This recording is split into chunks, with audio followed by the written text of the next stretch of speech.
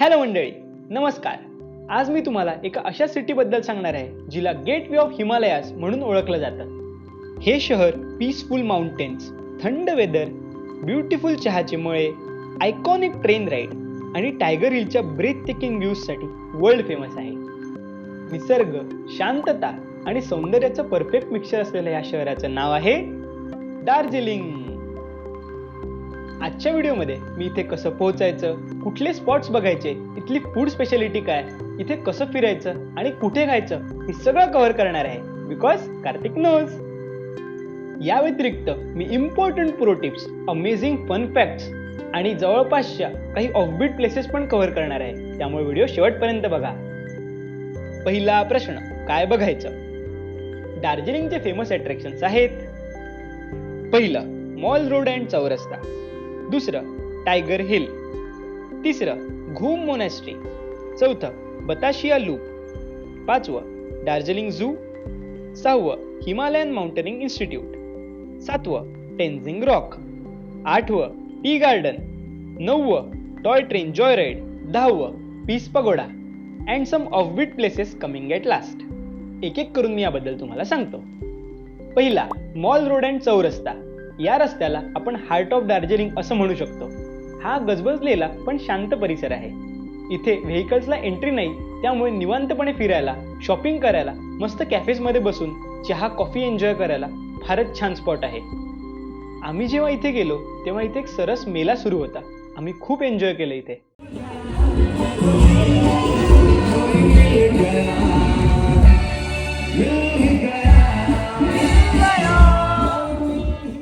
माउंटेन्सचा view आणि दार्जिलिंगची खरी vibe या रस्त्याला तुम्हाला अनुभवता येईल. दुसरा, टायगर हिल.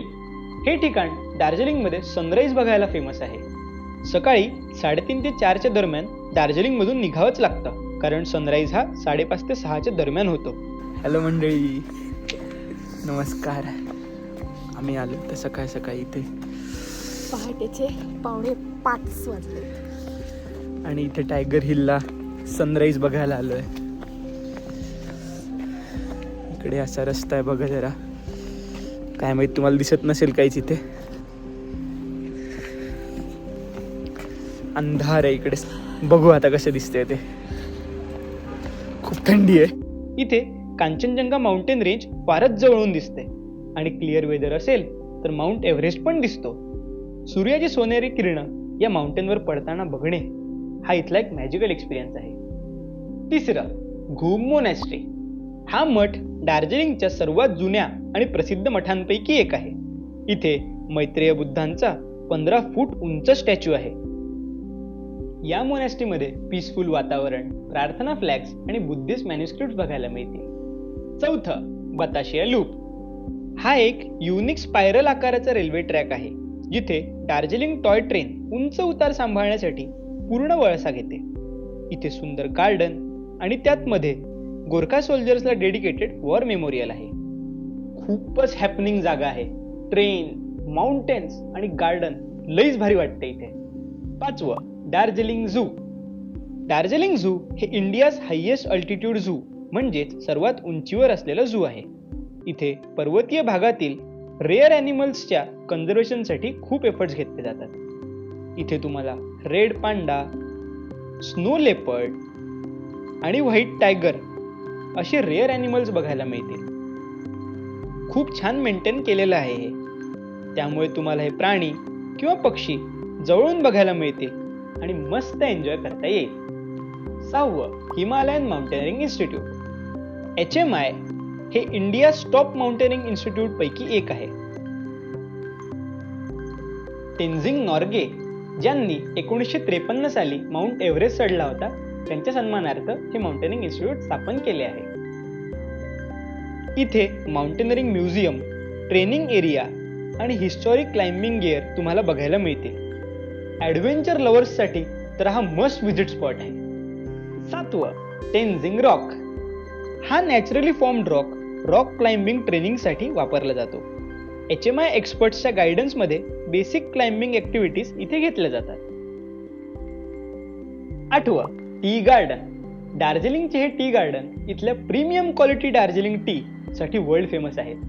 हिरव्यागार उतारांवर पसरलेली ही सुबक चहाची झाडे आणि इथलं शांत वातावरण या स्पॉटला खास बनवतात. वेळ असेल तर तुम्ही जवळच्या फॅक्टरीमध्ये जाऊन याचं प्रोसेसिंग पण बघू शकता. 9. Toy train joy ride.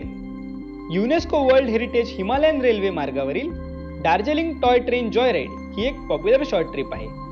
Darjeeling to Ghum to Darjeeling अशी राऊंड ट्रिप जर्नी असते. स्टीम किंवा डिझेल इंजिनची ही टॉय ट्रेन डोंगरातील वळणांमधून आणि मी आधी सांगितल्याप्रमाणेच फेमस बताशिया लूप मधून जाते.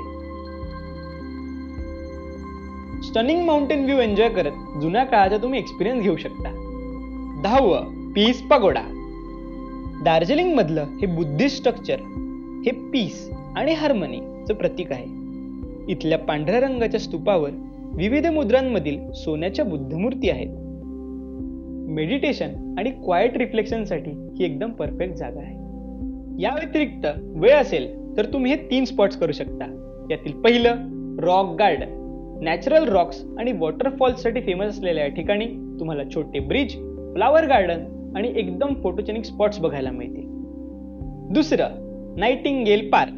हे park musical fountain, Shiva statue आणि माउंटेन व्ह्यूजसाठी फेमस आहे. तिसरं दार्जिलिंग रोपवे. बर्ड्स आय व्ह्यूसाठी फेमस असलेल्या या रोपवे मधून तुम्हाला stunning green valley, tea gardens आणि माउंटेन्सचा भारी व्ह्यू मिळेल. दुसरा प्रश्न, कसं पोहोचायचं? दार्जिलिंगला पोहोचायला 2 ऑप्शन्स अवेलेबल आहे. पहिला बाय फ्लाईट प्लस टॅक्सी. दार्जिलिंगचं नियरेस्ट एअरपोर्ट आहे बागडोगरा एअरपोर्ट. इथून तुम्हाला शेअर्ड कॅब किंवा टॅक्सीचे भरपूर ऑप्शन्स अवेलेबल आहेत. आणि दुसरा ऑप्शन म्हणजे बाय ट्रेन प्लस टॅक्सी. इथे ट्रेनने NJP म्हणजेच न्यू जलपाईगुडी स्टेशनला ट्रेनने तुम्ही पोहोचू शकता.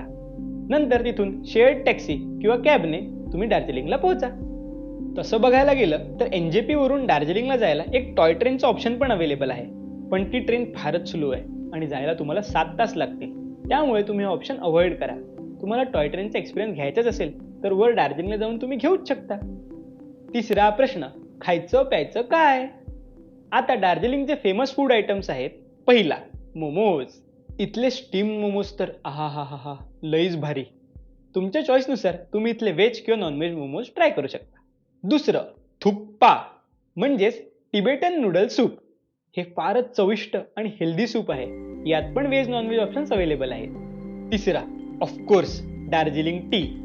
तसं तर मी चहा पित नाही, पण इथल्या थंडीत गरम गरम दार्जिलिंग टी प्यायला काय मजा आली, वाह.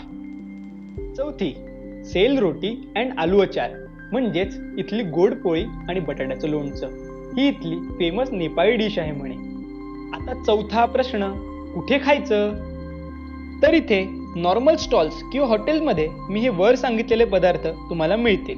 आणि मॉल रोड किंवा चौरस्त्याच्या आजूबाजूला पण हे भरपूर स्टॉल्स अवेलेबल आहे. पण या व्यतिरिक्त एक मस्ट विजिट प्लेस म्हणजे Glenary's bakery.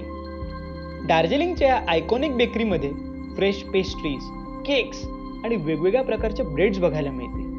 English style ambience आणि माउंटेन व्ह्यू गॅलरी सिटिंग असलेली ही बेकरी ब्रेकफास्ट, स्नॅक्स आणि डेझर्टसाठी खूपच परफेक्ट स्पॉट आहे. इथे तुम्ही गेलात तर इथे नक्की व्हिजिट करा. या व्यतिरिक्त तुम्ही केव्हेंटस किंवा जोईस पबला पण जाऊ शकता. आता 5वा प्रश्न, कुठे राहायचं? तुम्ही गुगलवर जर places to stay in Darjeeling असं सर्च केलं तर तुम्हाला भरपूर हॉटेल ऑप्शन्स बघायला मिळतील. तुमच्या बजेटनुसार तुम्ही हॉटेल सिलेक्ट करू शकता. पण मॉल रोड जवळ सिलेक्ट करा बरं का. आणि मला विचारलं तर आम्ही hotel central heritage resort and spa इथे राहिलो होतो. आता इथले पर्क्स म्हणजे पहिलं फर्स्ट क्लास डिलक्स रूम. दुसरा मॉल रोड पासून वॉकिंग डिस्टन्सवर. तिसरं थंडीत हीटर्स अवेलेबल. आणि चौथं ब्रेकफास्ट इन्क्लुडेड. तुम्ही पण हे हॉटेल ट्राय करू शकता. 6वा प्रश्न, कसं फिरायचं? इथे दार्जिलिंगमध्ये कॅब्स आणि टॅक्सी हाच ऑप्शन आहे. कारण इंटरनल ट्रान्सपोर्टला मला तरी इथे काही बसेस दिसल्या नाही आणि हिली रिजन असल्यामुळे इथे ऑटोज तर नाहीच आहेत. त्यामुळे मस्तपैकी कॅब बुक करायची आणि छान फिरायचं. मला विचारलं तर मी तुम्हाला एक कॅब ड्रायव्हर सजेस्ट करेन. My name is actually Bikram Chetri. Yes. I belongs from Darjeeling. Okay. Okay, and I'll to you visit Every place of places. Darjeeling. Right. And my number will be 755-1086-294. Okay. Best. Thank you. एकदम friendly, punctual आणि helping nature आहे याचं. तुम्ही पण याला book करू शकता, म्हणजे कमी खर्चात तुम्हाला मॅक्सिमम एक्सपिरियन्स घेता येईल. यावेळेस शेअर करायला गोष्टी खूप आहे, त्यामुळे व्हिडिओ फार मोठा होतोय. त्याचमुळे मी याचा पार्ट 2 घेऊन येतोय, ज्यात मी offbeat places, planning, budget, amazing fun facts आणि प्रो टिप्स हे सगळं कव्हर करणार आहे. आणि जास्त वेळ नाही, लगेच पुढच्याच गुरुवारी रिलीज करतोय. त्यामुळे भेटूच. तोपर्यंत बाय.